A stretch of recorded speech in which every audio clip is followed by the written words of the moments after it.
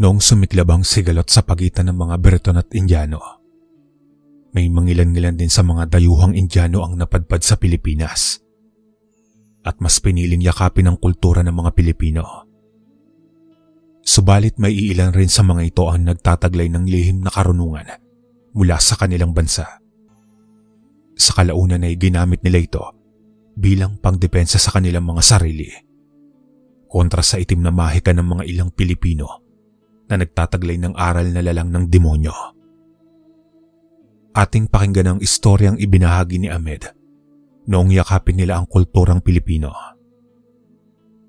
Taong 1977, Tanay Rizal. Nang mga panahong ito ay bata pa lang ako nang masaksihan ko ang mga kakaibang panggagamot na ginagawa ng lolo ko. Hindi naman may pagkakaila sa aming mga kababaryo ang lahing pinagmulan namin. Kung tawagin nga kami sa aming lugar ay angkan ng sepoy, na ang ibig sabihin ay mandirigmang may dugo ng Indiano. Gayunpaman dahil sa itsura ng lolo ko, binansagan rin itong dayuhang manggagamot. Kwento pa ng lolo Amat sa akin na noong kabataan niya raw, ang tingin daw ng mga tao sa aming angkan ay may dalang kamalasan. Dahil sa tuwing may napagkakatuwan sa aming baryo ang mga mambabarang at mangkukulam, palagi itong ibinibintang sa lolo ko. Kaya naman walang araw na hindi nakikipagtalo ang lolo ko sa mga taong kulang sa mentalidad. Pero gaya ng palaging sinasabi noon sa akin ng lolo Amat, na bilang dayuhan sa aming baryo, matuto raw akong magpasensya at lawakan pa ang aking pangunawa sa mga bagay-bagay. Wala ring malinaw na detalyeng sinabi sa akin ng lolo ko sa kung paano ito natuto sa aspeto ng pagiging manggagamot at kung bakit hindi nito pinapatulan ang aming mga kababaryo. Dumarating pa ako sa punto ng aking buhay na kung minsan nagkakaroon kami ng pagtatalo ni Lolo Amat. Dahil sa sobrang kabaitan na ipinapakita nito sa aming mga kababaryo na nangungutya sa aming angkan. Hanggang isang araw nang may mapabalita sa aming baryo na pagsalakay ng isang mambabarang. Pero gaya ng aking inaasahan, ibinintang na naman ang insidenteng iyon sa lolo ko. Kung kaya naman nakipagtalo ko noon sa isa naming kababaryo dahil tila lumagpas na ito sa aking pasensya. Simula nang dumating kayo sa baryo naming ito, Amat, puro kamalasan na ang natatamo namin marahil dahil sa tinatangan mong lihim na aral ng mambabarang. Perwisyo ang dala niya sa baryong ito, mga sepoy. Ewan ko ba naman, sa dinami-rami ng bayan rito sa Rizal, talagang Tanay pa ang napili ninyong pamugaran. Noong mga nagdaang dekada wala namang mambabarang at mangkukulam rito. Pero noong dumating kayo rito, nagkandaletse-letse na kami. Mabibigat na paratang ni Mang Totoy. Aba, mabibigat ang mga paratang ninyo, Mang Totoy. Baka nakakalimutan yung isang manggagamot ang lolo ko. Paalala kong tugon. Oo, alam ko. Albularyong huwad ang lolo mo, Ahmed. Kaya huwag mo akong questionin sa mga bagay na gusto kong sabihin. Dahil perwisyo ang angkan ng sepoy rito, gaya nyo. Mariinggit pa ni Mang Totoy. Maya-maya pa ay bigla namang sumagot ng mahinahon ng lolo ko na may halong pagbabanta sa matanda naming kababaryo. Kasabay ang pagsasalita nito ng mga katagang gumulat sa matandang iyon. Ikaw ba'y tapos nang maglahad ng iyong mga pangungutya at paratang, Totoy? Ngayon kung wala ka nang sasabihin pang maganda laban sa amin, makakaalis ka na. Matagal na kitang pinagpapasensyahan.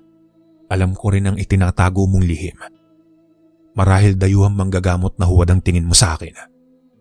Pero ngayon pa lang sasabihin ko na sa'yo na hindi ako mangmang na manggagamot gaya ng iniisip mo. Huwag mo akong subukan, Totoy. Hindi mo alam kung ano ang kaya kong gawin sa'yo. Sunod-sunod na sambit at banta ng lolo ko. Sa puntong iyon ay kagad namang tumalikod si Mang Totoy at pangisi-ngisi pa sa amin ng lolo ko. Kaya naman nang makalayo na sa aming pamamahay ang matandang iyon, dito na ako napatanong sa lolo Amat ng ilang bagay tungkol sa matandang iyon. Ayon rito na ang dugong dumadaloy sa katawan ni Mang Totoy ay dugo ng isang mambabarang at aswang. Dagdag pa ng lolo ko na nilalason lang ng matandang iyon ang isipan ng aming mga kababaryo upang sa gayoy sa amin matuon ang galit ng mga ito. Sa madaling salita ay nililin lang ni Mang Totoy ang mga tao sa aming baryo para mawala ang tiwala ng mga taong nagpapagamot sa Lolo Amat at para maikubli na rin ito ang kanyang mga immoral na gawain. Gayunpaman kahit anong gawing paninira ng matandang mambabarang, kapansin-pansin pa rin sa aming mga kababaryo ang buong tiwala ng mga ito sa lolo ko. Makaraan pa ang mga araw, laking gulat ko naman nang masinsinan akong kausapin ni Lolo Amat dahil sa paglalahad nito ng mga bagay-bagay tungkol sa kanyang mga tinatangan na aral. Laking gulat ko naman nang banggitin nito ang isang lihim na karunungan na para sa akin ay hindi pangkaraniwang ginagamit ng ibang albularyo. Ahmed Apo, gusto mo bang mag-aral ng lihim na karunungan na tanging piling manggagamot lang sa India ang nakakaalam? Napag-isip-isip ko kasi na kailangan mo rin itong matutunan bilang isang sepoy at bilang proteksyon mo na rin sa iyong sarili. Tandaan mo, Apo, sa mga gaya nating dayuhan rito sa Pilipinas, marami-rami rin ang mga nilalang dito ang nagtataglay ng kanilang lihim na karunungan. Sa panig man ito ng kaliwa o kanan, sunod-sunod na paliwanag ng lolo ko. Kung yun po ang nais ninyo, Lolo Amat, wala po yung problema sa akin. Maigin na rin po ang may alam ako sa lihim na karunungan ng ating lahi kaysa wala. Lalo pa nga at salot ang tingin sa atin ng mga tao na may dunong sa aspeto ng lihim na karunungan. Magkasunod kong paliwanag. Ilang minuto pa ang nakalipas ay pumasok ito sa kanyang silid at kinuha ang isang aklat na pula na may nakaukit sa harapan nito na Liyum Himata, na ang ibig sabihin raw ay itim na karunungan ng taong may dunong sa aspetong ito. Paliwanag pa ng lolo ko na may sarili siyang sangkap sa kulam at barang na kayang tumapat sa kulam at barang ng mga Pilipino na may dunong sa libretang itim ng mga ito. Ayon pa sa Lolo Amat, na ang mga aral na nakasaad sa aklat ng Liyum Himata ay pwedeng pangkombate at panggamot sa mga taong napagkatuwaan ng mga mambabarang at mangkukulam na Pilipino. Sa puntong iyon ay kaagad akong nagbasa-basa ng iilang pahina ng aklat ni Lolo Amat na halos nakasulat sa dialekto ng mga Indiano. Hindi naman naging mahirap sa akin ang unawain kung ano ang nakasulat roon. Gawa ng tinuruan naman ako ng lolo ko ng sarili naming lengguwahe gayon rin sa pagsusulat. Matagal ko nang inaral kung papaano gamitin ang mga lihim na karunungan ng ating lahi sa mga mangkukulam, mambabarang at aswang na Pilipino. Noong mapadpad ako sa baryong ito, halos ipagtabuyan rin ako ng mga tao. Bukod sa itsura ko bilang Indiano noong kabataan ko, ang tingin pa ng iilan sa akin ay isang salot at malas. Yan rin ang dahilan kung bakit nagpakadalubhasa ako sa mga aral ng Liyum Himata. Sunod-sunod na paliwanag ng lolo ko. Pagsasalarawan pa nito na ang mga magulang ko raw ay dito na rin nautas sa Pilipinas nung niyakap ng mga ito ang kultura ng mga Pilipino. Pero dala ng labis na kahirapan ng buhay noon, ni hindi raw naisugod ng Lolo Amat ang aking mga magulang sa ospital. Dahil sa aking mga narinig, aminado ako sa aking sarili na nagkaroon ako ng hinanakit sa bayan na kinalalagyan ko ngayon. Pero ganun talaga ang buhay. Kapag dayuhan ka at walang sapat na yamang pinansyal, walang ibang tutulong sa'yo kundi ang sarili mo lang din. Sa pagdaan pa ng mga araw ay inumpisahan ko ng aralin ang iba't ibang engkantasyon ng Liyum Himata. Una kong pinag-aralan sa lahat ay kung papaano gumamot ng mga nabarang, nakulam at inaswang. Hanggang sa mabasa ko na ang mga aral ng pangkombate na mabisang panlaban sa mga nilalang na nasa panig ng kaliwa. Sa pagpapatuloy ng aking pagkakabisado sa mga buhay na salita ng lihim na karunungan ng aming lahi, pabugso-bugso namang kumakalat sa aming baryo ang walang pakundangan na pananalasa ng mga mangkukulam at mambabarang. Halos araw-araw ding may ginagamot ang Lolo Amat na biktima ng mga nilalang na iyon.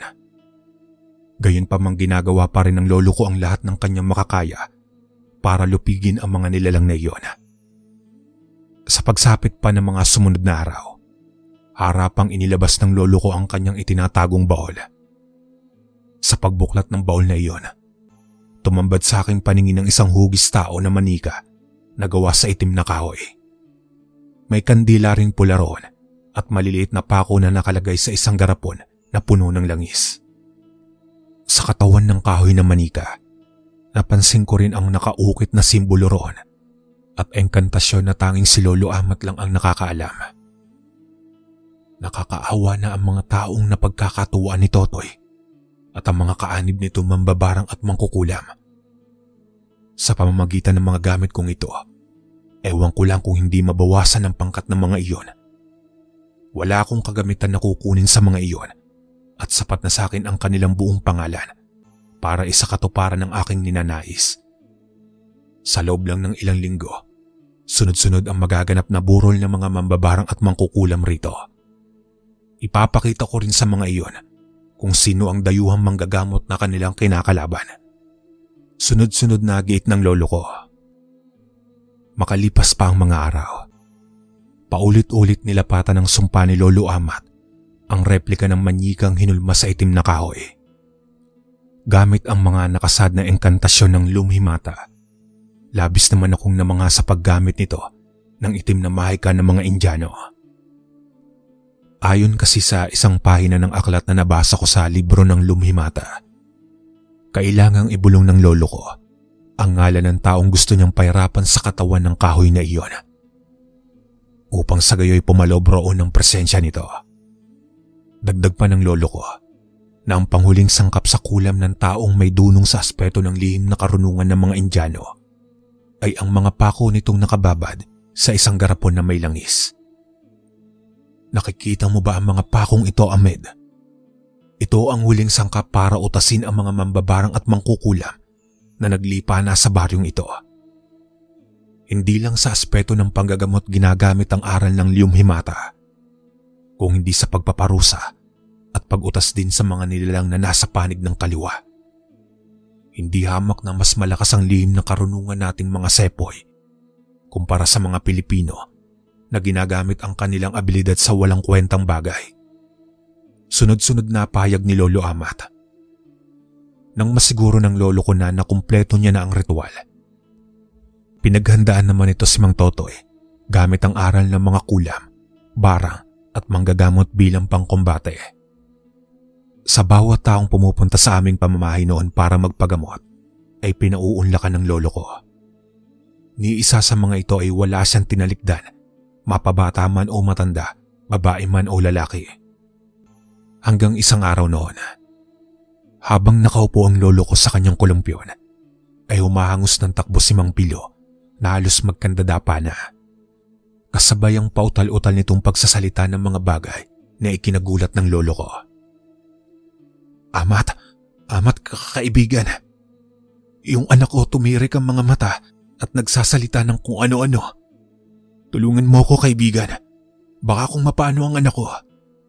Pakiwari ko ay ginagambala ito ng mambabarang o dili kaya ay mangkukulam. Tarantang paliwanag ni Mang Pilo. Matapos maihayag ng pobreng matanda ang kanyang kinaharap na problema, madali namang kumilos si Lolo Amat at kalmadong kinuha ang kanyang mga kagamitan kasabay ang mahinaong pagsagot nito kay Mang Pilunang. Maghunos dili ka, Pilo. Mahina ang puwersa ng mga nilalang na iyong kapag umaga. Ako nang bahala sa anak mo, kaibigan, at uutasin ko ang demonyong iyon sa harapan mo basta manalig ka lang sa kakayahan ko. Magkasunod na paliwanag ng lolo ko. Ahmed, apo, sumama ka sa akin na may makatuwang ako sa pagbuksa ng demonyong sinasabi ni Pilo. Maring ngabili nito sa akin. Sa puntong iyon ay binaybay na namin ang daan papunta sa direksyon ng pamamahay ni Mang Pilo. Habang ang lolo ko naman nooy, kalmado lang na naglalakad kasabay ko. Makalipas pa ang ilang minuto ay narating na namin ang harapan ng bahay ng pobreng matanda. Mula sa loob ng bahay nito, dinig na dinig namin ang pag-angil ng anak niya. Sa pagbuntong hininga ng malalim ni Lolo Amat, marahan naman itong nagwika ng mga katagang ikinagulat ni Mang Pilo. kasabay ang pagsasalita nito ng mga bagay-bagay tungkol sa sitwasyon ng kanyang anak. Mukhang hindi maganda ang lagay ng anak mong si Teresa, Pilo, base sa naririnig kong pag-angil nito. Hindi pa man tayo pumapasok sa inyong bahay, ramdam na ramdam ko na ang pinaghalong presensya ng mambabarang at aswang. Iisang nilalang na may dalawang abilidad. Pero huwag kang mag-alala, ililigtas natin ang anak mo sa demonyong iyon. Sunod-sunod na paliwanag ni Lolo Amat. Maya-maya pa sa tuluyang pagpasok namin sa bakuran ng pobreng matanda, dumiretso na kami sa tahanan nito. Sa pagbungad namin roon, walang sabi-sabing sinugod ni Teresa ang Lolo Amat. Subalit naging maagap naman ang lolo ko kasabay ang pagturo nito sa dalaga. Sa pagturo nito kay Teresa, tila ba may kung anong puwersa o enerhiya ang pinakawalan nito sa hangin na nakapaloob sa dulo ng daliri ni Lolo Amat, kaya naman tuluyan itong nawalan ng malay. Sabay wika nito kay Mang Pilo ng mga katagang gumulat sa pobreng matanda. Pilo, igapos mo ang anak mo sa isang silya dahil sigurado akong berbalang na mambabarang ang nasa katawan nito. Simpleng tigal pulang ng liyumhimata ang ginawa ko kaya nawala ang ulirat niyan. Maya-maya lang magigising rin iyan at magwawala. Kaya isarado mo ang mga bintana at pintuhan ng bahay mo. Magkakasunod na paliwanag ni Lolo Amat. Sa puntong iyon ay kagad namang sumunod si Mang Pilo sa nais mangyari ng lolo ko. At saka ito nagsagawa ng isang ritual gamit ang 3 pulang kandila na inilagay nito ng patatsulok. Kagad ko ring iniabot sa lolo ko ang replika ng manyikang hinulma sa itim na kahoy. Gayon din ang isang garapon na may pakong nakababad sa langis. Ilang minuto pa ang nakalipas, bigla naman nagsisisigaw si Teresa na magkamalay na ito habang nanlilisik ang mga mata. Tapos ay nagbibigas ng kung ano-anong dialekto na tanging siya lang ang nakakaintindi. Kasabay ang mahinaong pagwika ni Lolo Amat ng isang bagay na lalong ikinagalit nito. Tumahimik kang demonyo ka. Hawak ko na ang buhay mo ngayon at 3 pako lang ang katapat mong siguradong utas ka. Maluwag-luwag pa ang sementeryo at kasyang-kasya ka roon, ipokrito kang berbalang. Alam ko ang abilidad na tangan mo mambabarang na berbalang. Apo, kunin mo yung 3 pako sa garapon. Sunod-sunod na paliwanag at utos ng lolo ko. Sa paghawak nito sa mukha ng dalaga, diretsa naman ito nagtatanong ng iilang bagay. Kung sino at tagasaan ang nilalang na gumagambala kay Teresa. Nang marinig ni Lolo Amat ang mga pinagsasasabi ng nilalang na iyon sa katawan ni Teresa, bigla naman itong napalingon kay Mang Pilo at sa akin sabay tanong nang, Pilo, may nanligaw bang taga-daraitang kay Teresa? Dahil kung meron, sigurado akong may dugong aswang at mambabarang ang binatang iyon. Diretsa ang tanong ng lolo ko. Mayroon nga, Amat. Ang alam ko, tinanggihan ni Teresa ang taong iyon. Tugon na paliwanag ni Mang Pilo. Maya-maya pa muling binilikan ng lolo ko ang nilalang na iyon. Habang patuloy itong nakikipagmatigasan sa kanya at pangisi-ngisi na animoy isang demonyo. Noy, lisanin mo na ang katawan ng dalagang ito. Maniwala ka, maikli lang ang pasensya ko sa mga demonyong gaya mo at mauutas ka lang. Alam kong isa kang berbalang na may dunong sa aspeto ng barang. Pero ngayon pa sasabihin ko na sa'yo, hindi ka mananalo sa kahit ano pa mang kombate. Maring banta ng lolo ko. Binigyo ako ni Teresa, kaya marapat lang na pahirapan ko siya. Tugon na hinanakit ng lalaking yon. Ganon ba? Pwes wala kang karapatang diktahan ng isang tao kung sino ang gusto at ayaw niya. Alam ko na ang buong pangalan mo, iho. Mamili ka. Uutasin kita o aalis ka ng kusa sa katawan ni Teresa. Patanong na paliwanag ni Lolo Amat. Nang magmatigas ang lalaking iyon, bigla namang binulungan ng lolo ko ang kanyang manyikang hinulma sa kahoy. Halos 4 na katagalang ang inilapat nito, sabay baon ng pako sa braso ng manikang kahoy. Habang marahan naman itong idinadarang sa apoy ng lolo ko, kasabay ang malakas na pag-atungal ng lalaking iyon at pinagmumura ang Lolo Amat. Lintik kang matanda ka, itigil mo yung ginagawa mo sa akin. Nasasaktan ako. Anong klase ng lihim na karunungan ng tangan mo, lintik ka? Maraing pakiusap ng nilalang na iyon. Sa mga sumunod na pangyayari, kaliwang braso naman ng manikang kahoy ang binaunan ng lolo ko ng pako habang bumubulong ito ng engkantasyon. Kaya naman alumpihit sa sakit ang lalaking iyon at hindi magkanda-ugaga sa kanyang nararamdamang sakit. Ano iyo, kaya mo pa ba? Sa maniwala ka man o hindi, ang huling pako na ito ay sa noo mo na babaon kapag hindi mo pa iniwan ang katawan ni Teresa. Huling banta ng lolo ko. Gayunpaman imbis na sagutin nito ang lolo ko, nakuha pa ng nilalang na iyon na tawanan at murahin ulit ang lolo Amat. Kaya naman nagdesisyon na ang lolo ko na utasin ang berbalang na may dunong sa aspeto ng barang. Dinaan kita sa mahinahong pakiusap, iho. Pero ikaw na din ang nagdesisyon para sa sarili mong buhay. Huling salitang binitawan ni Lolo Amat, sabay baon ng pako sa noo ng manikang kahoy. Sa puntong iyon nanigas ang buong katawan ni Teresa, kasabay ang pagtagas ng dugo ng manikang kahoy. Sa magkabilang braso at noo nito, na ayon sa lolo ko ay galing sa dugo ng berbalang. Makailang minuto pa ang nakalipas, muli namang bumalik ang wisyo ni Teresa. Na tila ba hindi nito alintana ang mga naging kaganapan sa kanyang buhay ng mga oras na iyon. Napansin ko rin ang pagbalik ng kahaya-ayang itsura ng mukha ni Teresa. Isang indikasyon na nautas na ni Lolo Amat ang nilalang na gumagambala rito. Kumpara noong dumating kami sa bahay ni Mang Pilo, na animoy para itong sinapian ng 3 demonyo dahil sa kapulahan ng mga mata. Isang payo lang, iha. Kung maaari sana huwag kang masyadong maglalalayo sa lugar natin. Maniwala ka sa akin na sa ganda mong iyan, hindi malayong mapagkatuwang kang muli ng mga nilalang na may dunong sa itim na mahika na lalang ng demonyo. Magkasunod na paalala ng lolo ko. Sa puntong iyon ay tumangulang naman si Teresa, tanda ng pagsang-ayon nito sa paalala ng lolo ko. Kasabay ang taos-pusong pasasalamat nito sa Lolo Amat habang napapaisip sa mga bagay na kanyang pinagdaanan.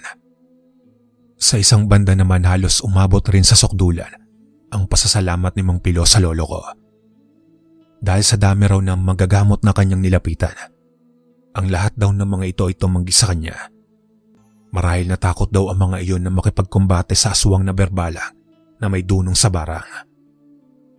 Hindi rin daw lubos sa kalain ni Mang Pilo sa kanyang sarili na isang sepoy at dayuhang manggagamot lang ang papayag na tumulong at gumamot kay Teresa.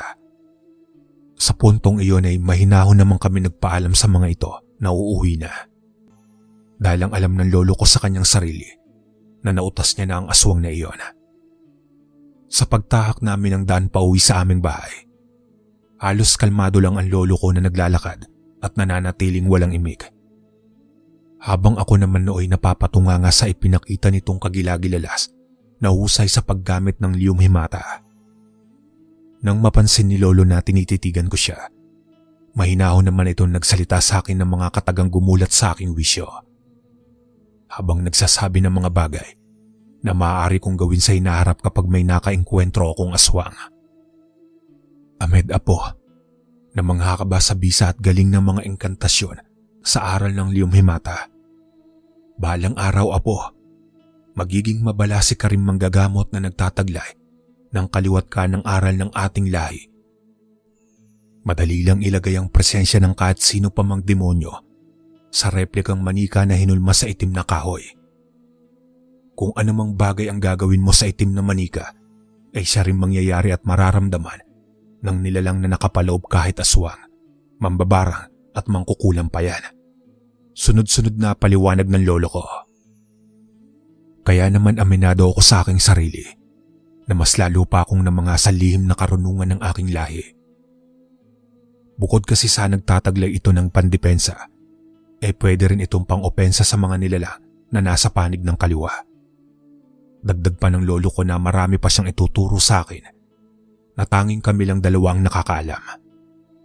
Paliwanag pa ni Lolo Amat na ang aral ng liyum himata ay hindi pwedeng mapunta sa ibang manggagamot na walang dugo ng isang sepoy. Masyado rin daw itong mapaminsalang lihim na karunungan na may kakayahang utasin ng isang buong angkan mapaaswang man o ordinaryong tao. Sa pagpapatuloy ng aming pag-uusap ni Lolo Amat, halos hindi ko na rin namalayan ang takbo ng oras. Kaya inutusan ako nitong alisin ang mga sagradong pako sa braso at noo ng manikang kahoy. Total otas na naman raw ang berbalang. Diretsahan ko rin tinanong sa lolo ko kung ano nga ba ang mga berbalang na aswang at kung ano-ano ang abilidad ng ganong aswang. Ayon sa lolo ko, ang mga ganong uri daw ng aswang ay may kakayahang magmanipula ng tao. Mas gustong-gusto raw sinasapian ng aswang na iyon ang isang tao na puno ng kademonyoan ng isipan at katawan. Dagdag pa nito na kayang ihiwalay ng aswang na iyon ang kanyang kaluluwa at sumapi sa ibang tao. Paliwanag pa ng lolo ko na nangyayari ang pagsapi ng isang berbalang sa tuwing mahimbing ang tulog at diwa ng isang tao. Kaya naman muli akong pinaalalahanan ng lolo ko sa mga bagay-bagay tungkol sa nilalang na iyon.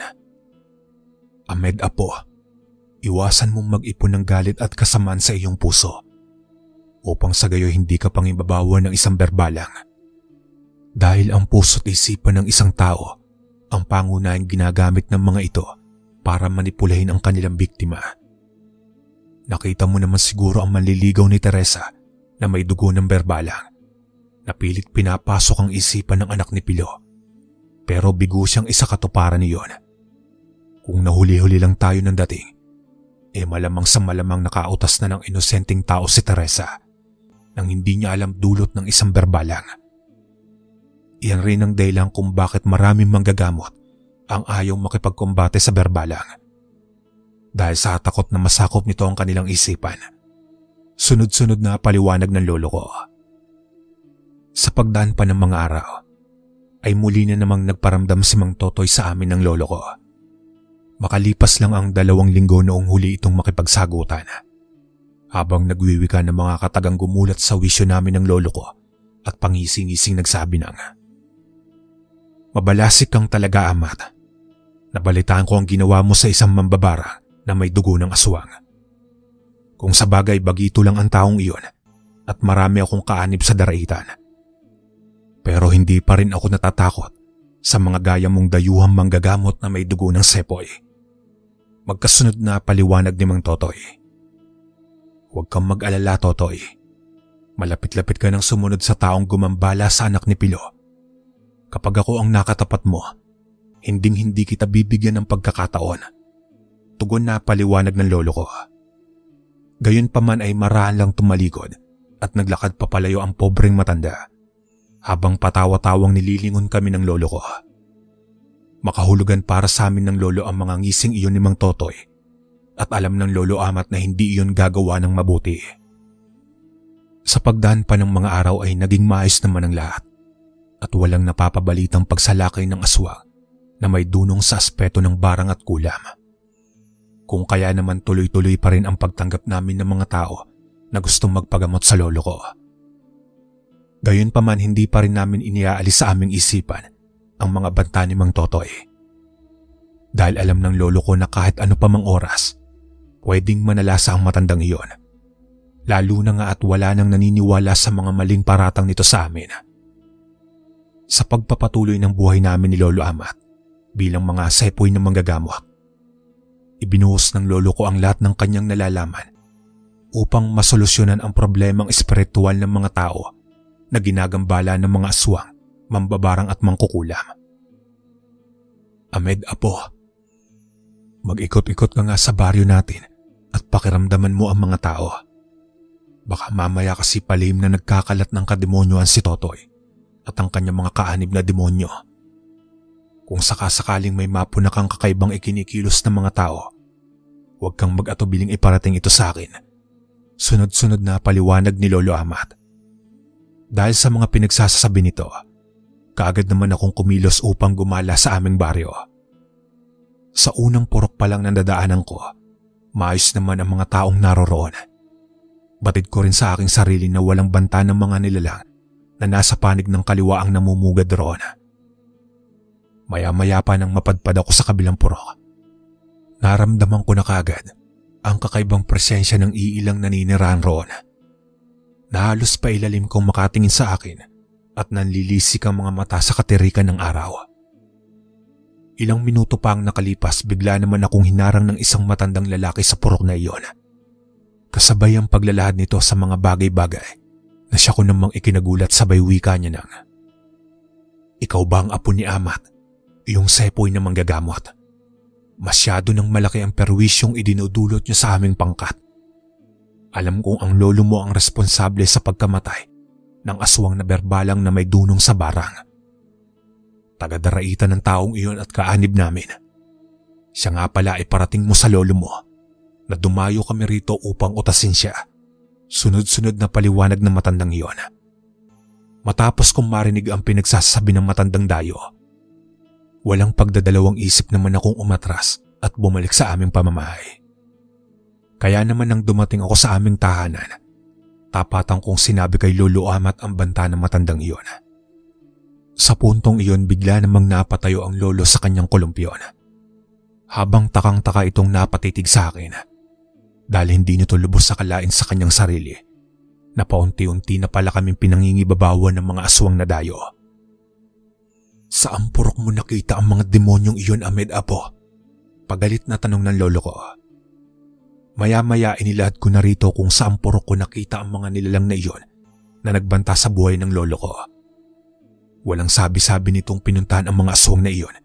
Bitbit ang kanyang manikang kahoy na kulay itim at iilang pako. Kung kaya naman wala na rin akong nagawa kung hindi ang mapasunod rito. Makailang minuto pa ang nakalipas. Narating namin ang purok ng mga iyon. Ang lahat ng sumalubong sa amin ay walang puknat na tinigil po ng lolo ko gamit ang aral ng liyum himata. Lahat ng aswang na madaanan namin roon ay inuutas ni lolo ng walang pag-aalinlangan.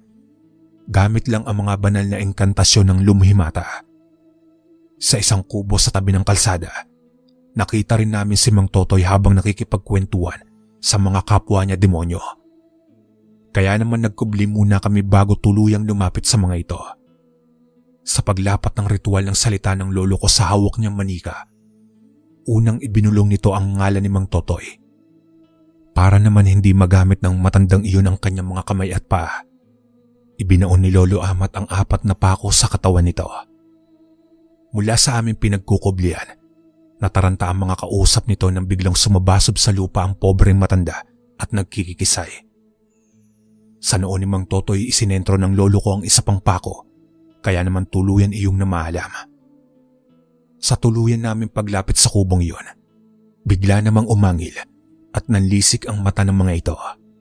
Habang pagalit na nagwiwika ang matandang nag-iwan sa akin ng isang pagbabanta para sa lolo ko, sabay sabi ng, "Ikaw pala si Amat, ang sepoy na manggagamot. Mahusay ang tinataglay mong aral at abilidad dahil nautas mo si Totoy sa malayo ang distansya. Pero hindi nangangahulugan niya na sukdulan ng takot namin sa iyo. Alam ko din na ikaw ang umatas sa berbalang na taga-daraitan. Narito talaga kami para utasin ka, Amat. Naunahan mo lang kami ng galaw." Sunod-sunod na wika ng matandang lalaki. Gayon pa man nang marinig ni Lolo Amat na nagtawagan ng pangalan ang mga iyon, nakita kong bumubuka-buka ang bibig nito at pabulong na inilalapat sa manikang hinulma sa itim na kahoy ang pangalan ng mga aswang na iyon. Maya-maya pa nang maramdaman ni Lolo na pumapaloob na ang presensya ng mga ito sa manikang kahoy, nakita ko itong napangisi sa mga aswang sabay wika ng, "Isang manikang kahoy ng liyum himata para sa 3 aswang na nasa harapan ko ngayon. Manood kayo at huwag kayong kukurap dahil ipapakita ko sa inyong 3 ang kulam ng mga sepoy na ngayon nyo makikita sa buong buhay nyo. Maswerte pa kayo dahil matitikman nyo ang kulam ng isang sepoy na manggagamot bago kayo pumanaw." Sunod-sunod na paliwanag ng lolo ko, sabay baon ng pako sa iba't ibang parte ng katawan ng manikang hawak nito. "Linti ka, Amat. Anong ginagawa mo sa amin? Bakit hindi kami makagalaw? Anong klase ng lihim na aral ang inilagay mo sa katawan namin?" Gigil na tanong ng mga aswang na iyon. Gayon pa man, hindi na ito sinagot ng Lolo Amat. Bagkus ay ibinaon nitong lahat sa noo at ulo ng manikang kahoy ang mga hawak pa nitong pako. Sa isang iglap lang, sabay-sabay na utas ang mga aswang na iyon at nagkikikisay sa lupa. Matapos ang insidenteng iyon, halos gapangan rin ako ng hilakbot sa buong katawan.